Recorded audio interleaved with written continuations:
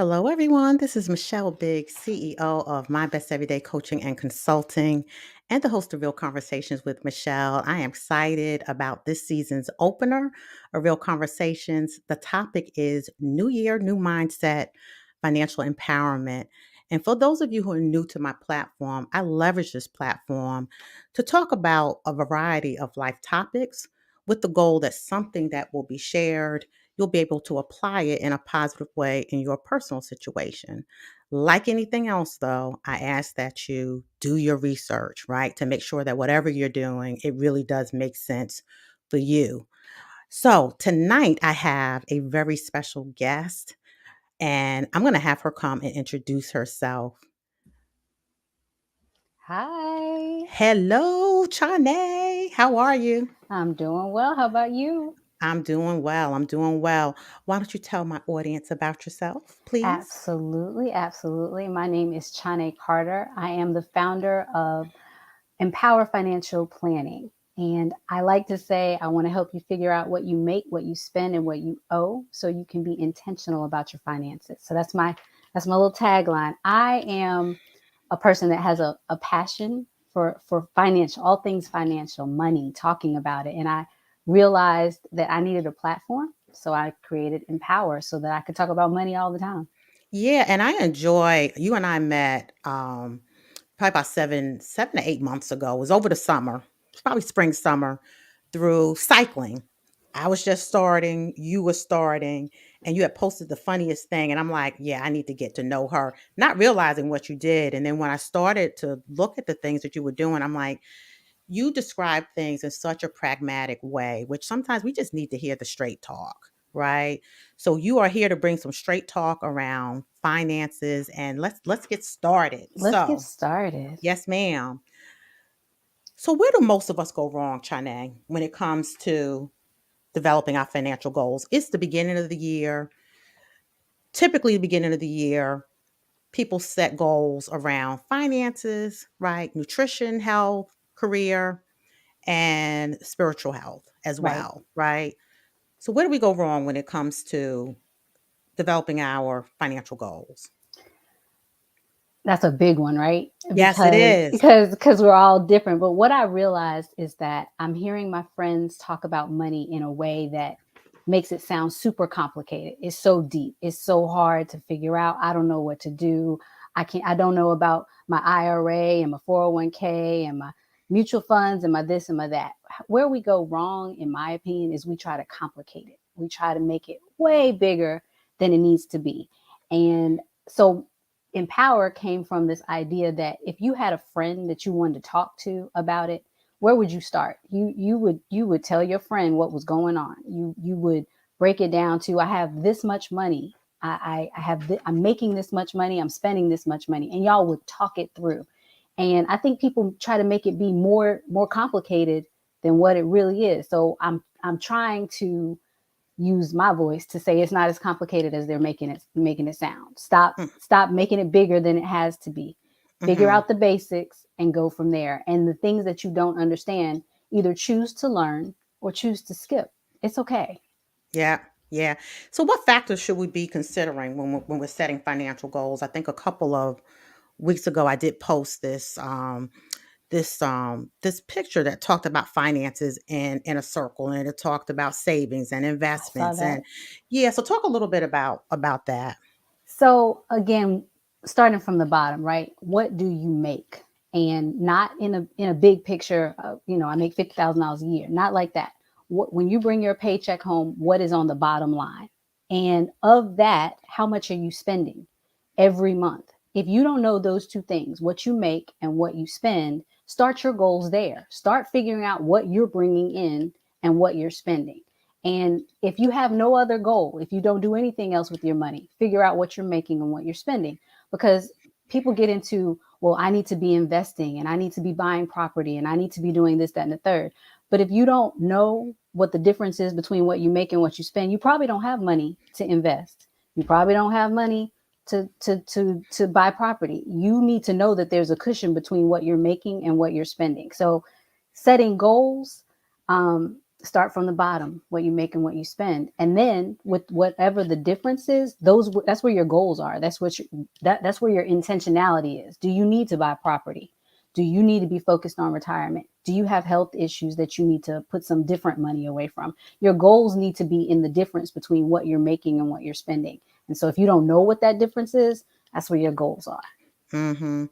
And I know if I kept track of everything that I was spending, I probably would be spending a whole lot Right. less when especially when we start doing our taxes, right? Start doing your taxes and you look and I'm like, "Shoot, I spent that much money using my credit cards," right? And where did it go? And so Exactly. that's part of the complication. We try to make it be a thing where we feel like we got to figure out what every line is. How much did I spend at McDonald's? How much did I spend at wherever? It doesn't need to be quite as detailed as that. But if I'm trying to figure out what I make and what I spend, how much is going to housing? How much is going to your car? How much is going to your utilities, which are variable? They're going to change. And so those are three buckets right there. If you don't have anything left after those three buckets, you got a different problem, right? Yeah, Because because you're talking about life situations you're talking right about life there. situations right there. Exactly, So once exactly. you figure out those three, then you should have a bucket below. Now, after the bucket below of your life, then you're trying to figure out, okay, well, what am I spending at Belk? Do people still go to Belk? I don't know if people still go to Belk, but whatever. Then you can start talking about what you're spending at on Amazon and what you're spending at Belk. But you need to know what percentage of your money is going towards life, because if you may find that you are spending too much in those major buckets, such that you need to change some things. Mhm. Mhm. So that's my thought on that. So let's talk about SMART goals. What are Okay. some examples of some good SMART financial goals? And when I talk about SMART goals, I talk about specific, measurable, achievable, relevant, and time bound, right? And it's What? exactly the same way in your Yeah. finances. So what I hear people say is, I want to save more money, right? That is not specific. That is not measured by time. That there's nothing about that that's going to make you do something different. So if I'm making a goal that's related to my money, then I want to say I'm gonna save $500 by May by depositing $25 in my account every 3 weeks. What those numbers don't match at all. But the fact is, you need to have a how that you're going to do it. So if you tell me that you're trying to save a certain amount, then I need a how that goes with that. I'm going to do it by having it drafted from my account every 2 weeks. I'm going to have it pulled out of my paycheck and put into a separate account every 2 weeks.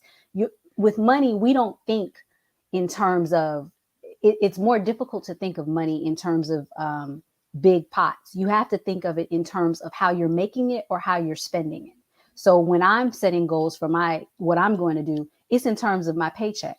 I do things in 2 week increments because that's how I get paid. So if I'm going to say I'm going to spend or I'm going to save a specific percentage, it's a specific percentage of what's coming out of my paycheck. That's where my money is coming from.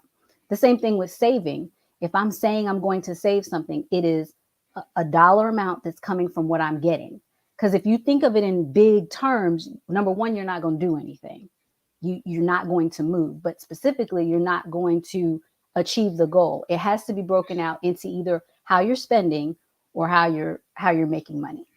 Yeah, and I truly believe whether it's financial goal, really any goals, and I think most coaches, we approach our coaching this way with our clients is you have to deal with it in small chunks. When you make it too big, right? It becomes undaunting, can be undaunting to a lot of folks, right? So make it small, but you want to also have the things in it around SMART goals because then you can go back and see, okay, were you doing what you said you were going to do when you said you were going to do it?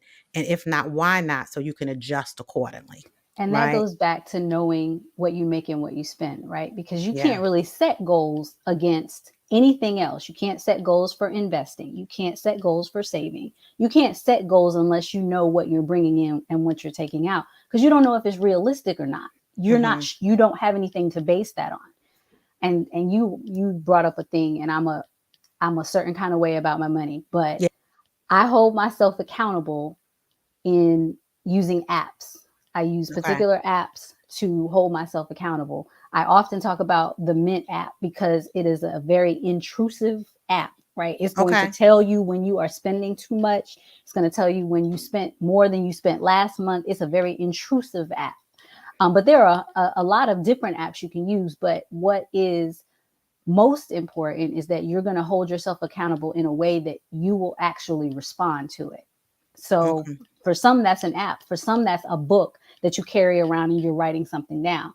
Only you know what's going to hold you accountable. And Right. that may even be a partner. You know, if you're married, that could be a partner that's going to hold you down, or whatever. But you need to make a thing that you react to.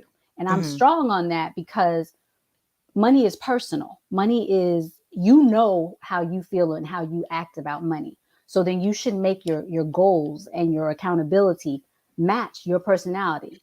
And that's the only way this is going to work for you. Right. You mentioned Mint. First time hearing that. What are some other apps that you like? One of them is called You Need a Budget. And I Mm. think it's YNAB. That's the actual app. And I heard about another one recently, but those two, Mint and You Need a Budget, are the two I'm familiar with. Also, back before Mint was a thing, I had a spreadsheet. And at the Mm. top of my spreadsheet, I had what I brought in every 2 weeks. And then I had every bill listed because I needed to know what it was going to be when it was all said and done. It doesn't have to be as complicated as an app, and it doesn't have to be as simple as a spreadsheet, but figure out where your happy place is with that. Thanks. And Thanks. And I Mint is see. free. Mint is free. Yeah, I see a couple of my viewers are mentioning Mint as well. I'm gonna have to check that out for myself. For someone who has a lot of debt, what should they be thinking about to manage it better? So that's a loaded question because Mhm. debt does not typically reflect your spending habits. Right. Debt reflects your emotions. Debt is a reflection of how you're feeling, because at the end of the day, you know whether you have money to spend or not. You are choosing debt in most cases. It's a Mm. very rare occurrence that you are putting yourself in debt out of necessity. Mm. It's usually Mm. not an emergency, Right. right? It's usually a choice. So then the question becomes, why am I choosing that? Debt is not all bad. Is it worth the choice? Is it worth Right. the debt? And to get back to your question, if you're in a lot of debt, where did it come from? What were the choices that you made to lead to it? And and this is why I don't necessarily do a lot of coaching. I do a lot of talking and kind of mentoring, but internally there is some work to be done if you continually choose debt. Right. There is something more going on if you're continually spending more than you make. You have chosen that. And so we Right. could we could come up with a plan to reduce it. We can look at your interest rates. We can look at the number of debt you have. We in my class we go through an exercise where we figure out what the best way for you to pay down debt is. But the fact is, you're going to be back in debt if you don't decide what caused you to be there in the first place. So I'm not a debt is bad kind of person. I'm not. Right. Right. I really don't think it's a terrible thing if you choose it willingly and knowingly. But I think that unknowing choice is what's getting to people. So yeah. Yeah. It's to your point, it's knowing that you're spending and what you're spending is the choice that you're making. Gets crazy when it becomes out of hand. To your point, if you don't have a good idea of what you're bringing in, then that's when it becomes a problem. So really Right. trying to get underneath what is causing you to get into this space. And like I said, Right. it's simple math to get out of debt. Number Right. one, you stop spending. Number two, you start paying down. These are Mhm. not complicated things. But the reason you're choosing it, that's complicated. That's deep. Mhm. And and if you can't choose to stop, then you're just gonna be in debt. Right. Right, which You, is a whole nother that's a whole nother whole issue. Yeah. that's not Yeah. a money conversation. That's a Yeah. you You might have conversation. to talk I'm gonna say you might have to talk to a Talk to therapist or talk to somebody a else. coach or someone to figure out what's causing you. What's Yeah. causing that? And Yes. and and a lot of the people I've spoken with, some things are real simple. You need to take your credit card out of your wallet. It's Mm, okay. It's okay that you don't have the discipline to not spend. There are things I don't have discipline to do. So I set myself up not to fail. Take right, that out your wallet. Take that away from you. Wherever your Amazon card is, don't have the credit card saved in there. That right, don't set yourself up that way. But you know what you're doing. It's not right. you're not confused about it. Mhm, mhm. Ooh, I tell you, I told y'all she's very pragmatic, straight talk, straight talk. Okay, so someone is preparing for a big purchase. How should they prepare for that? House, car, whatever that thing that's big That thing to that person. that's Yeah. big. Um, Depends on what the purchase is, number one. But in anything, in all spending, I need you to know why you're doing it, what is the reason, and what you're trying to get out of it. Because you hear people say, I'm buying a house, and because that's what I was told to do. Everybody need to have a house. Are you out of debt? Are you in a space where you can afford a house payment? Are you in a space where you can afford HOA dues? If your water heater goes bad, are you okay with that?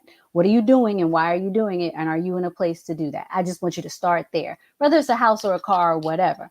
After that, so a lot of what I figured out is that spending money is emotional. And so Mm, you got to figure out what part of it is emotional and what part of it is I just want that. That's okay. It's okay to just want that, right? So if you're buying a car, I can get around in a Lexus and I can get around in a Toyota. Which one do I want to get around in? Am I okay with that? Figure that out before you go to the dealership. Figure that out before you start looking at things, because the emotions start to take over. Do your calculations. How much payment are you willing to pay, and then figure out what back that into a car, right? Back that into a car. Back that into a house. yeah, because I know you will sit, and I know this has happened, whether you're buying a car or a house, they will have you believe you can Do afford anything. Do anything. more, and really you might be at that point in time, but then as you said, when you start thinking about all the other things that come with that, can you deal with the whole picture that goes with buying a house or buying a car, or again, whatever that big ticket Whatever purchase it is that you're is. doing, just really doing your homework to make sure you can truly afford what it is that you're trying to do. And if And that not, you're yeah, okay with the emotion, right? right. Because the Lexus and the Toyota are going to get you to the same place. But Yeah, sometimes you want to drive a Lexus. That's okay. Make sure you understand you're paying a premium for a Toyota. It's fine. But figure the numbers out before you go to the dealership and get talked into a Lexus. right. Like you want to choose the thing before you, and then you get ready the same way you would get ready for anything, right? You would start saving your money. You would start putting it to away from yourself. And here's what we do. We say I'm saving money for a car, and we put it in the general fund. We put it in the building fund, and then nobody sees it. It's gone. Put it somewhere else where you can't get to it, because if Hmm. you're truly doing that, if you're truly working towards a goal, set your goals aside away from you, out of the general fund. Right. So you're not touching it too. So you're not touching it and you're Yeah. not seeing it. Something about seeing a bunch of money, it does a thing to you. You can come up Hmm. with a lot of different ways to spend money that are not the intentional way that you meant to spend it, right? Yeah. So I'm big on having multiple accounts. What are the do's and don'ts for building up credit? Right. Because for some of these purchases, you might have to, you know, have good credit. Most purchases, you got to have good credit, right? To do it, or else they're not going to lend it to you, or you're going to pay an outrageous interest rate Right, to get right. what you're looking for. So, practical ways, do's and don'ts for building up credit. All right. So I have a 15-year-old and I am trying to explain credit to her right now. And my big overall overarching thing is, do you need this? Do you need credit right now? Because in some cases you build credit by paying bills on time. And for a lot of things, that's all you need to do. Just build up your credit by doing the things you're supposed to be doing. But okay, let's assume you need a credit card because you want to build actual factual a credit report. Get a credit card, use the credit card, pay the credit card off every month. That's it. That's all there is. If you deviate from that, you begin to ruin your credit. And what I'm not a credit expert. There are credit experts, but spending up to your limit does not benefit you. What you're trying to do is create a history of paying bills on time, paying credit off on time. So it doesn't take you running the whole thing up. And as you work and as you live and start doing things, getting an apartment, um, putting bills in your name, that kind of thing just builds it up naturally. You start getting a whole bunch of credit cards and running them up, you're as I like to say, you're hustling backwards because Yeah. you put your name out there and you're not worthy of the credit. So I am not a big proponent of building your credit in a way that uh, it will happen if you're doing the right things. I guess Right. that's, and if Yeah. you're rebuilding, that takes time. It took you time to break it down. It's going to take a time to build up. That's okay too. It, you may have a period of time where you're not able to buy the big thing because you don't have the credit. That's fine. Give yourself time to do that. I hesitate to um, tell people that you need to go get credit repair and you need to do this. What you need to do is pay your bills on time. I really believe Right. that. Yeah. And I tell you, one of the things that I hate now, I sit back and think about the college days. How many of us saw those applications in the student union or in the mail? You were pre-approved for a credit card, and a lot of our young people get into trouble like that because they think, okay, I got a credit card now, and like you said, you'll spend it up, and you don't have the means to pay it back. And then when you're ready to Then to it's, make a purchase, your and credit that is goes bad. to that mindset that, oh, I got to build up credit. You don't have to do that at 18. You don't have to Yes. do that at 19. You have plenty of time to put your name on the line. There's literally no reason for you to have a credit card. I mean, I think my mother gave me one at some point for emergencies. She also threatened my life with it, right? There's no, it wasn't actually to use. I think it was just Right. to To hang out have it. with, just Yeah, to yeah. have it in your, but especially when you're in college, you're eating at the cafeteria or whatever you're doing. There's really no reason for you to be doing that, and the credit card companies would have you think you need to get credit right now and start building that up right now. You do get some bills in your name and pay them. Yeah. And like I said, it was pre-approved. I don't know if they still do that now. Some of my young people may have to tell me who may be watching, but I know back when I was in college, Right. it was already pre-approved. I mean, you Right. really didn't have to do anything but And sign they on the knew you dotted didn't have a line. job. They knew you had Exactly. no income and Exactly. no good sense. Yeah. That part. That part. Okay. So what are some of the myths that we have to overcome about cash management? Yeah. So cash management. And give me some because when I think management, I just think money, right? Just Yeah. general myths about money. Yeah. And I feel like people have gotten to this part where they have to do the next hot thing, the next big thing, whatever's hot in these streets. That's what I got to go find out about. Everybody who's seen me talk knows how I feel about crypto. Um, but I think, as in terms of myths, feeling like you have to chase the next thing is one of those myths. Like you're going to miss out on it. You will miss out if you don't do your research because you're going to lose your money. Um, Feeling like it's too complicated to understand, particularly investing in the stock market or in real estate. We have this um, idea that is so complicated, so hard to understand. We have so much more knowledge at our fingertips than any of our ancestors did. So if there's something you don't understand at this point, you can go find out. But if you choose not to understand it, you choose not to go do research, you shouldn't be doing it. You shouldn't be Mhm. investing in it, right? Because there's basic things that you could do that can get you there.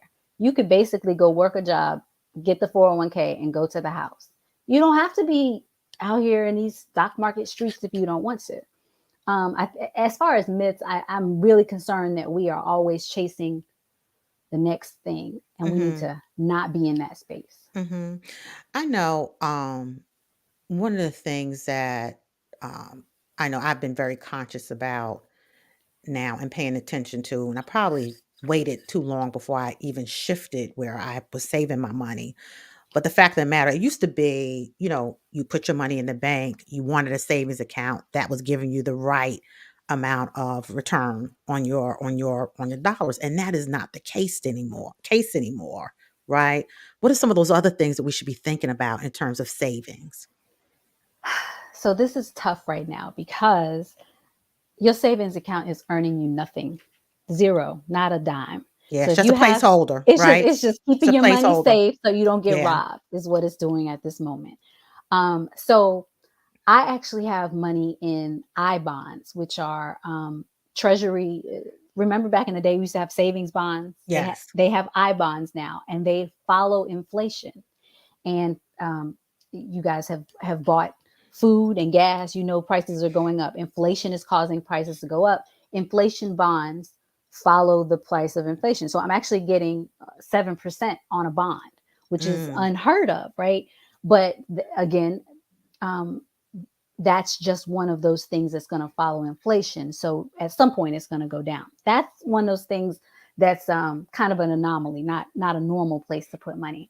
In terms of where we would normally put our money, obviously you need to have a fund where you just have cash. You need to have some place where if it all falls apart, you can go get some cash.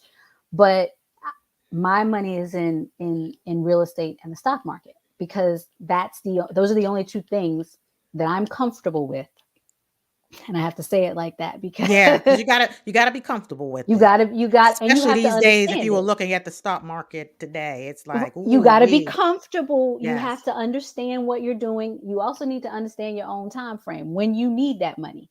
Some yes. money that I have invested in the market right now, I don't need. I mean, I need it, but I Right. don't need it right. I need my money. I'm gonna Right, need y'all to right. come through with my money, but I don't need it right now. So what the market is doing right now doesn't matter to me at all. But you need to understand where that, because the bank might be the right place for you if you Right. are nearing retirement, if you are you have a child in college. There are different situations where the bank is the best place for it because you need that cash. If your money was in the market today, you have lost it all. It's gone. Don't go look Yeah. right now. If you haven't looked at your stuff right now, don't go look. It's not. Don't look. Don't look. Mhm. That's not for money you need right now. That's for Yes. money you need later. Yes. Yes, ma'am. Okay, so I see you. I see you. I see No, you. well, and you know what? Because I remember this time, it might have been last year, people did panic, right? And I Mhm. remember my financial advisor was like, "Michelle, stay put. Stay put." Right? Because to your point, it's looking at it from a longer term is what you're looking at. So, yeah. And how about grandma putting money underneath her mattress? Is that a good thing? Have we moved from that? I don't know if we move from that because unless grandma's getting robbed, it's probably, I mean, it's going to do the same thing as doing at the bank. Yeah. I Well, mean, truth, for sure. I mean, These days, unless for sure. it's, Yeah. it's six of one, half dozen the other. Now, Yeah. there are CDs out there. If you want to tie your money up in a CD, you got a little cash running around, you want to make a little bit of change on it. You could do that. Money market accounts are out there. You can make a little bit of change on that, and I guess it's worth it if you just want to tie up your money. But the mattress, that probably works. Yeah. Well, and again, especially these days, knowing what you get from your savings account.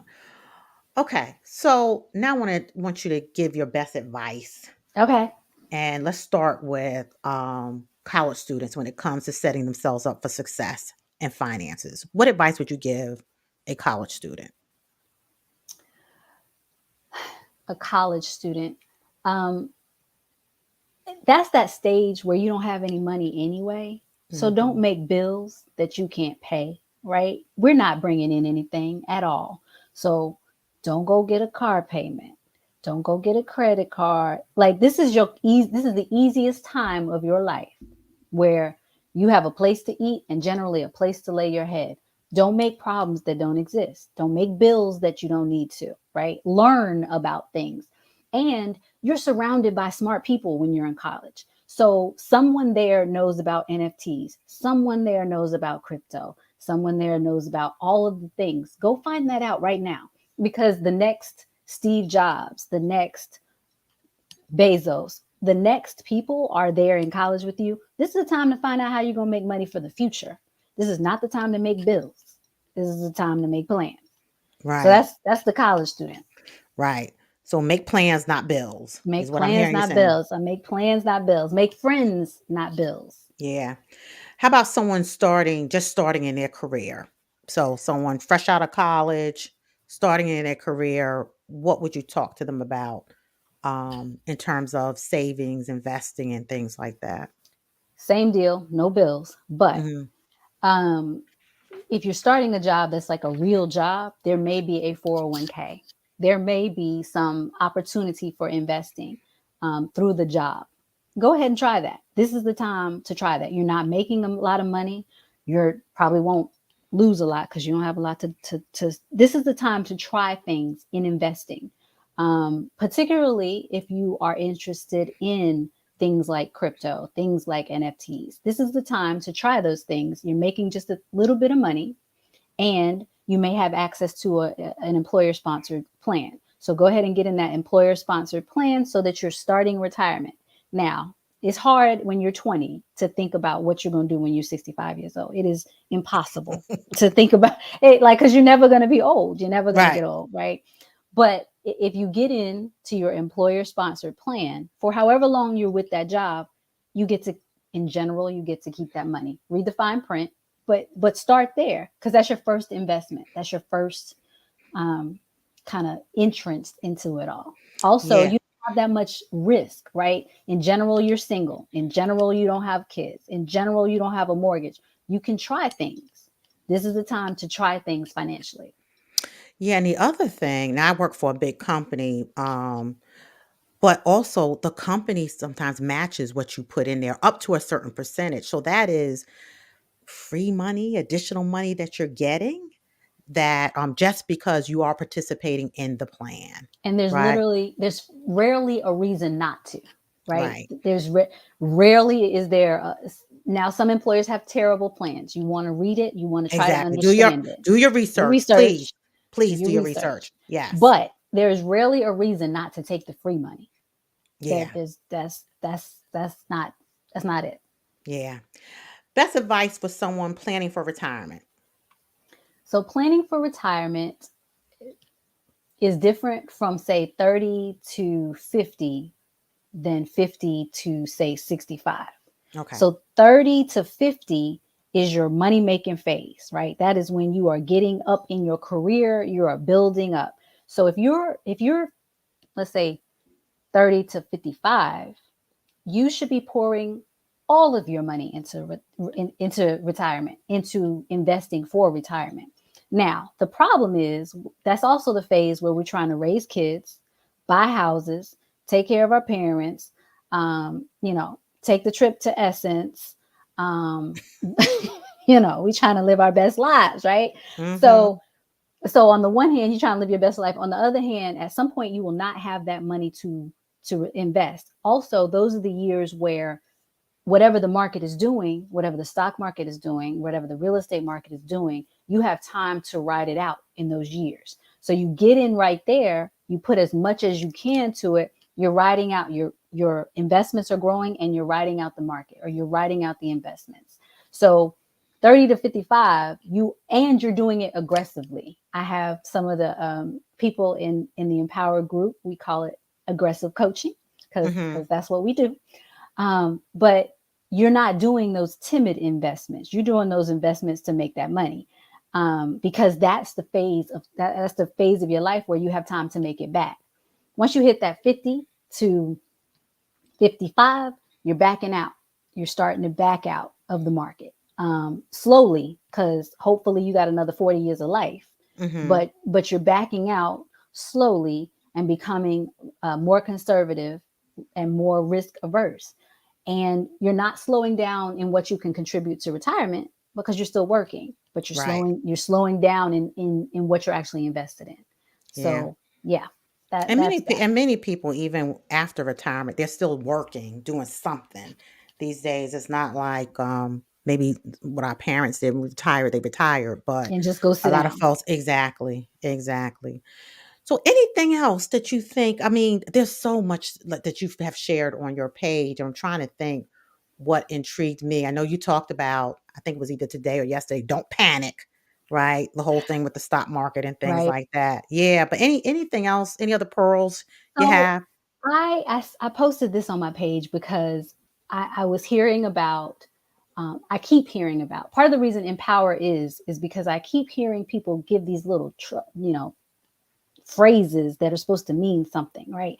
Generational wealth, Mm, and it's like, what in the world? When did we get that as a phrase? I get it, but it was having me feel like people thought they had no wealth before now. And mm, I told this story, and I'll tell it now. When I got ready to go to college, I applied to several colleges, and one of them was my dream school, and another one was not. I got a full ride to the non-dream school, and I went to my mother and I was like, I'm going to, I can go ahead and say it. I'm going to Chapel Hill. I'm going to UNC Chapel Hill. I'm going to Carolina. It's going to be great. I didn't have a scholarship in the first, didn't have a dime, a dollar, not nothing. It was bad. My mother said, no, you're not going there. You're going to the free ride, is where you're going. And I was very upset, devastated. And that's how it was. She just said, that's where you're going. So I went and graduated, and that's how it was. I got ready to buy a house, and I found out my mother didn't have any money saved for me to go to college. Eventually that came to be. And so that's why she had told me that. I got ready to buy a house, and my mother comes up with the down payment. And my head was like, well, if you had money, why didn't you mm, let me go to my dream school? Well, in her mind, going into debt to go to school was not a good idea. Now, she didn't know much about student debt, and she had never bought a house, but she knew that a house was a better idea than the student debt that I was willing to go into. And for me, that represents generational wealth because her wisdom, her foresight, her knowledge set me up to buy my first investment property, right? Like, I'm 18. I want to go to Carolina. That's all I got on my mind. right, Our ancestors, and whether that's your mother, your grandmother, or whatever, had wisdom. They saved money. They took jobs that allowed them to have pensions. They made decisions and thought. They did things to set themselves up well.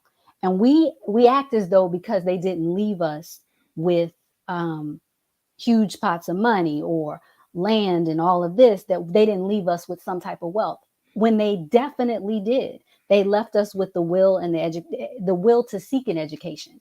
right, Some of them left us with property, but if they didn't, they left us with the knowledge that, I need to go get some property, because they said it was a good thing to do. So whereas other ethnicities and races in this country may have had uh, wealth passed down over and over again, we may not have had that because of of our history.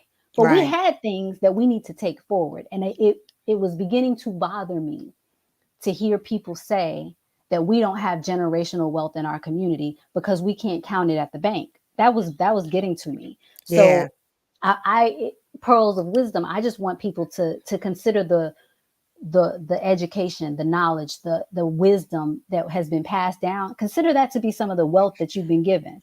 exactly. And I know, if I think about my parents, neither one went to college, but I tell you what, they wanted to make sure we were going to college, right?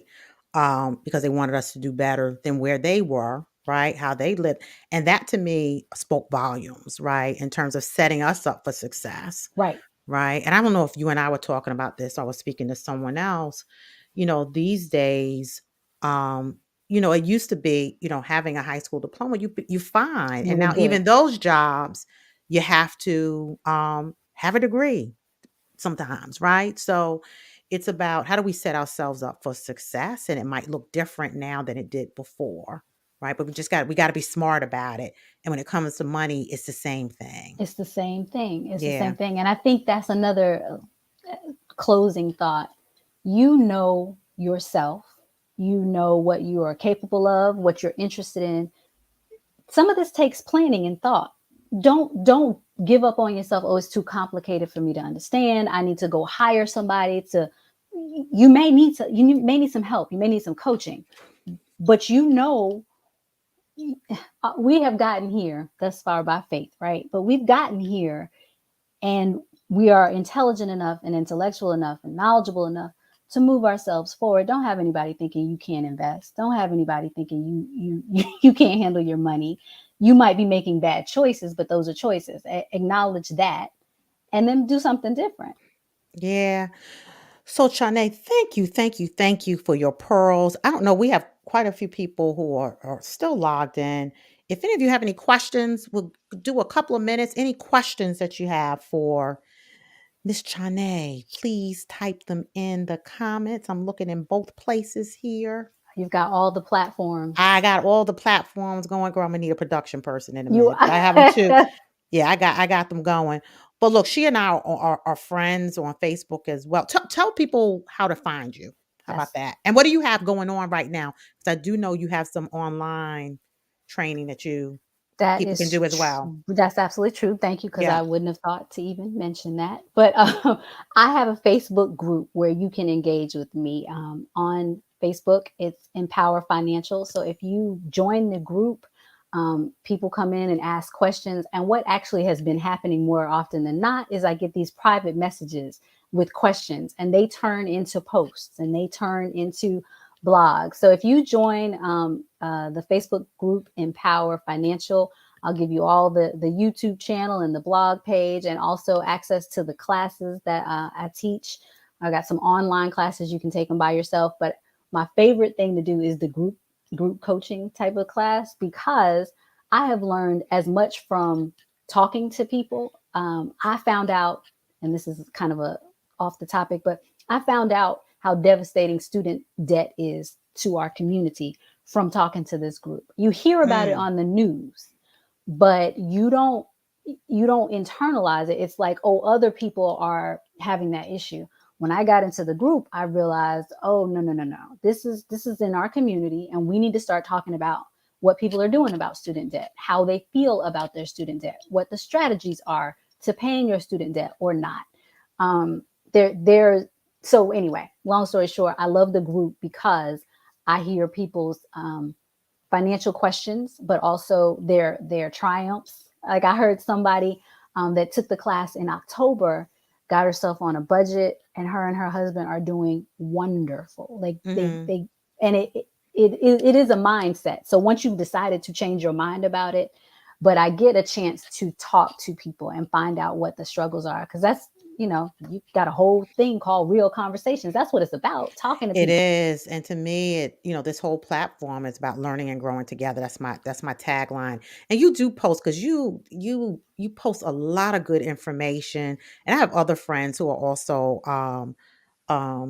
financial educators as well. So I'll share that information with some folks. But y'all, there's some people out here we need to tap into so that we can be better educated around this stuff. Absolutely.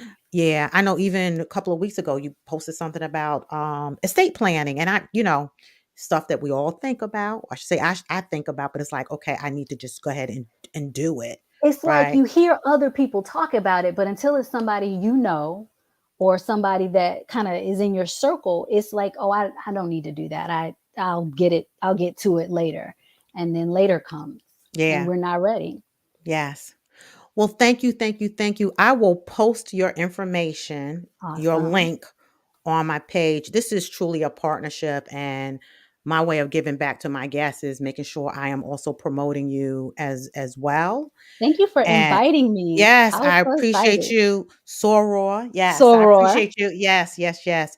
Definitely appreciate you. And we'll get some information on my page and any other information that you have, Chane, just pass it along and I'll make sure I to certainly share it. will. I So I'm certainly gonna will. put you in the green room if you can hang out there for a minute.